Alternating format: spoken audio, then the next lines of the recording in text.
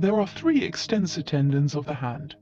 Highlighted here, the extensor indicis proprius tendon, as well as the extensor digitorum communis tendons, and finally, the extensor digiti minimi. An extensor digitorum communis tendon laceration is visible here. To achieve exposure on the tendon and to assess the extent of the injury, the skin is opened further using a Z-shaped incision. The previously made skin markings of the Z are incised. The previously formed triangles are raised to achieve adequate exposure. Care should be taken to keep the epitendinomeum intact.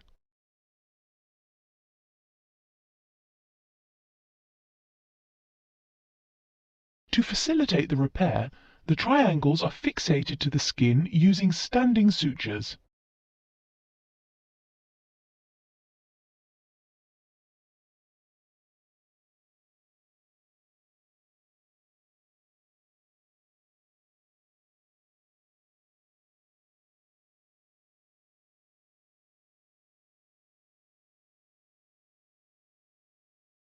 The tendon repair starts with isolating the tendon from its surroundings on both sides of the laceration.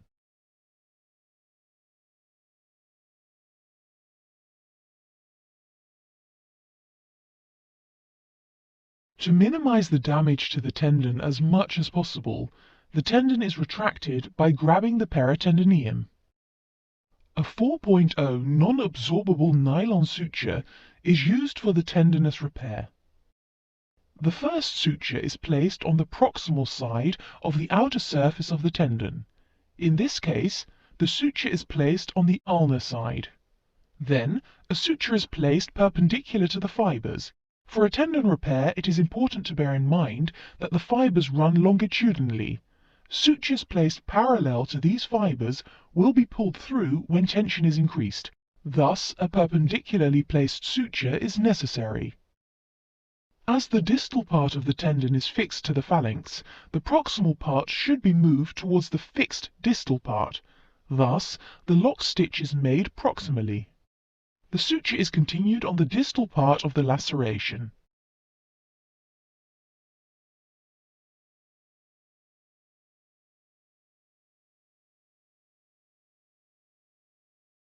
On this side, the suture is not secured and is placed back towards the edge of the laceration. These can then be approximated towards each other.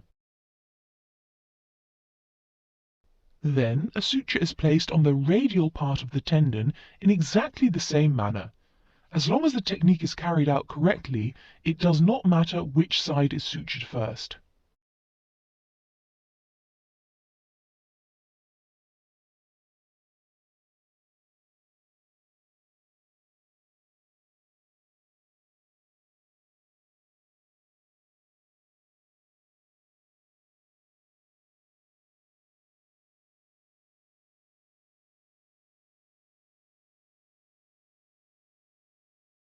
The suture on the ulnar side is knotted, and a clamp is placed on the suture endings.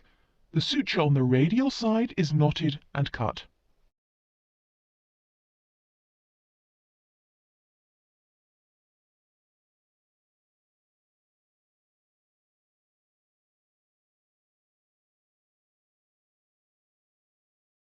A continuous suture is used to close the epitendinous layer. This is performed to smooth the edges of the repaired area and enhance the repair. The epitendinous repair is performed with either a 5.0 or a 6.0 non-absorbable suture. To facilitate the suturing and to minimize the grabbing of the tendon with forceps, the previously placed clamp can be used to place tension on the tendon.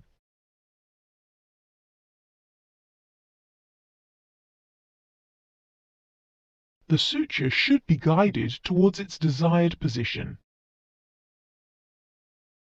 The previously clamped thread is now used to rotate the tendon. The posterior side can be sutured.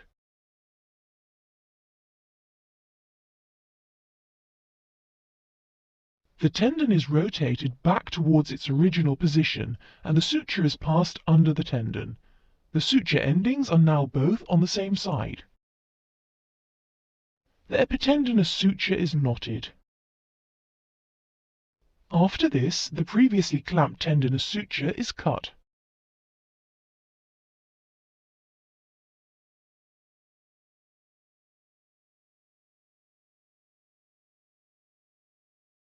The fixating sutures are removed. First, the 3-point sutures are placed in the corners. The suture is placed transcutaneously at the base, then intracutaneously through the tip of the triangle, and finally transcutaneously through the base.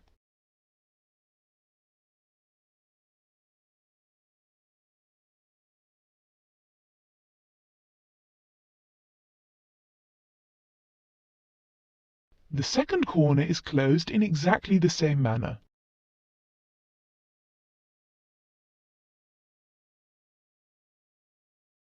The skin is closed with standing transcutaneous sutures.